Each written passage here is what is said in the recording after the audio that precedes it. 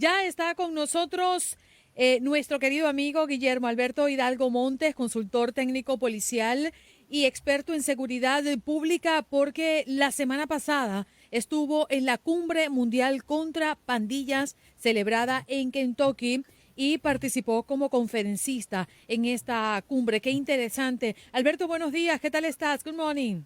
Muy buenos días, Andreina. Muy buenos días, Janet. Un placer, como siempre, estar con ustedes y con nuestros hermanos de habla hispana en Estados Unidos. Oye, Alberto, yo creo que esta cumbre es importante, propicia, oportuna, sobre todo por la alerta y la preocupación que existe en los Estados Unidos por el tren de Aragua. Me imagino que fue tema central en esta cumbre. Claro, claro que sí. Sin duda fue un evento muy interesante donde participamos 5 países. Incluso hubo compañeros que asistieron desde Europa. Entonces, sí, sí, fue uno de los temas más álgidos, el tema del tren de Aragua y también el PCC. Entonces, el primer comando da Capital, que es una pandilla de Brasil que también está tomando mucha relevancia. A ver, Guillermo, pero para que la gente tenga muy claro qué es lo que pasa en una cumbre como esta, quiénes participan, cuál es el propósito. Bueno, esta reunión, esta cumbre a manera global, la organiza la Alianza Nacional de Investigadores de Pandillas, que se forma desde el 98 y que tiene más de 23 asociaciones estatales y locales en investigación de pandillas. Todos son miembros de las corporaciones policiales de Estados Unidos y de los países que participan, y pues aquí es donde se muestran algunos datos de algunas investigaciones o se intercambia información respecto a grupos delincuenciales. Alberto, muy buenos días, un gusto saludarte. ¿Es el tren de Aragua lo que más preocupa para América Latina como amenaza o hay algunas otras pandillas que también están ahí como foco rojo? Hoy en día, muy buena pregunta, estimada Janet, como comentaba, yo creo que hoy en día para América Latina lo más complicado es el tren de Aragua, como ustedes comentan, y el PCC por parte de Brasil, porque han crecido exponencialmente. Y, por ejemplo, recordarán ustedes, hablando del tren de Aragua puntualmente, Estados Unidos no había tenido lo que pasó en Aurora y lo que pasó en Texas, es decir, sabían de su existencia, pero no habían visto una operación real. Entonces están muy preocupados, y además que, pues desgraciadamente, una característica que tiene el tren de Aragua es que ha sido también ocupado como brazo político de parte del régimen de Maduro, es decir, desde que en 2017 el que era en ese entonces vicepresidente de Venezuela, Tarek El Aizami, los usa para controlar unas protestas en contra del régimen. Esta pandilla ha sido utilizada también para ubicar a disidentes del régimen e incluso privarlos de la vida.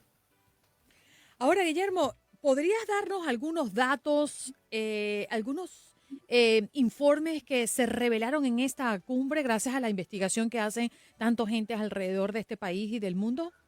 Bueno, aquí lo importante es cómo se ha ido generando las investigaciones. Cada país, cada organización, cada asociación de pandillas va generando sus datos, y aquí lo importante que ocurre es cómo se va articulando la colaboración para el intercambio de información, que eso es muy importante, el cómo poder ir cortando los suministros logísticos para estas organizaciones, y sobre todo el tema el lavado de activos, qué hacen con las ganancias, ¿no? A fin de cuentas, para cualquier tipo de estas organizaciones, no es nada más detener a los cabecillas, siempre te van a salir 3 investigaciones, una de carácter criminal, otra carácter financiero y otra, desgraciadamente, de carácter político, porque sí es importante que se entienda que los delincuentes usan los servicios financieros para lavar los activos, pero también ciertos políticos que se corrompen facilitan las reglas para que estos 2 puntos anteriores, la acción criminal y el lavado de activos, sea posible.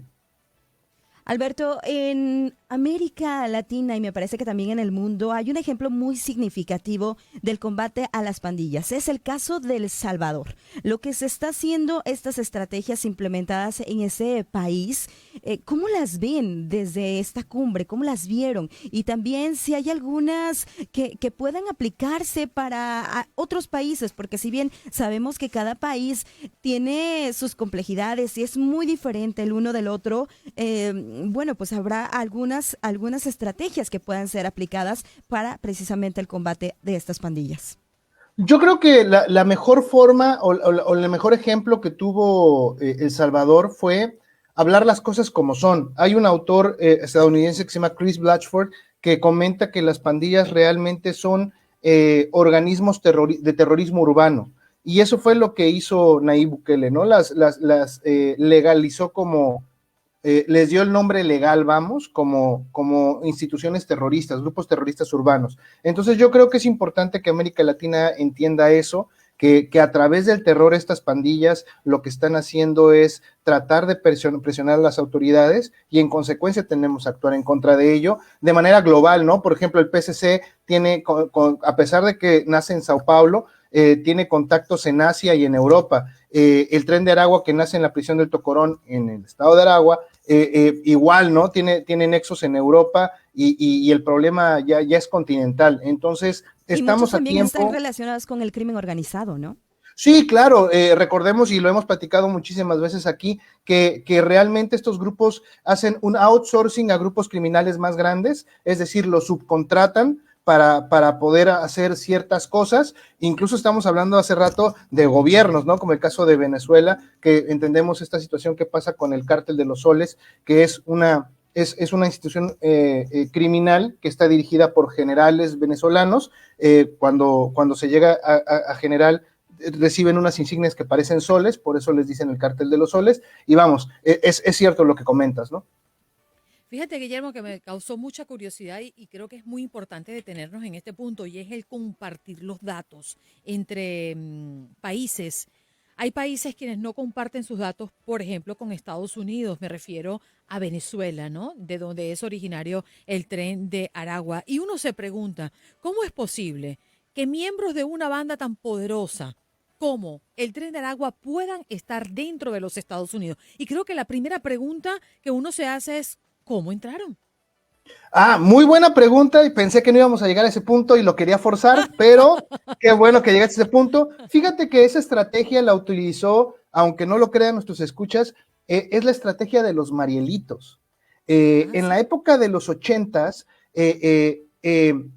Cuba tiene un problema con la inflación muy grande y dentro de estos más de 120,000 personas que llegaron a Miami en este éxodo que se le llamó la crisis de los Marielitos porque salían de Puerto Mariel en Cuba, lo que hizo Fidel Castro fue, a ver, no tengo dinero para mantener a estos delincuentes en las prisiones y a estos disidentes, déjenlos ir.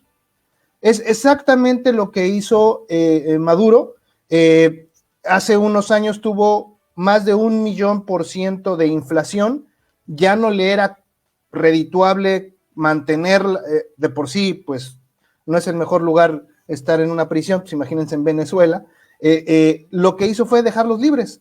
Entonces, en este éxodo de migrantes hacia Estados Unidos, desgraciadamente también iban incluidas personas que tenían antecedentes delincuenciales. Y con esta probable segundo éxodo, después de este fraude que comete Maduro, ya estamos hablando de temas de geopolítica, sí, pues que no nos extrañe que también vengan algunas personas que tengan antecedentes penales. Ahora, desgraciadamente eso genera, y hay que decirlo con todas sus letras, cierto clima de xenofobia en la región, porque ya entendemos que por este tema del Tren de Aragua y la delincuencia y las extorsiones que traen consigo, todos los venezolanos son delincuentes y eso no es cierto. Y eso también pasó en la época de los 90 con los colombianos y pasa hoy en día con los mexicanos, de que eres mexicano, eres parte de un cartel. Entonces, desgraciadamente, eso sí increpa a las sociedades y pues desgraciadamente se vuelve un discurso de xenofobia y hay personas dentro de las sociedades que no entienden que hay personas que legítimamente buscan migrar para pues tener una mejor calidad de vida. Guillermo, el tiempo se me acabó, pero me quedaron un par de preguntas pendientes. Yo creo que vamos a tener que conversar en otro momento para hablar de geopolítica, porque precisamente con la llegada de las elecciones, muchos planes, ¿no? También están en stand-by a propósito de las políticas que puedan venir por la sucesión de una candidata demócrata o el cambio de timón montando a un presidente republicano de nuevo. Yo creo que es un tema que tenemos pendiente. Un abrazo fuerte para ti. Muchísimas gracias por la invitación, es un placer como siempre estar con ustedes. Guillermo Alberto Hidalgo Montes, experto en seguridad pública, estuvo la semana pasada en esta cumbre que además nos parece extraordinario el tema, esta cumbre mundial contra pandillas celebrada en Kentucky.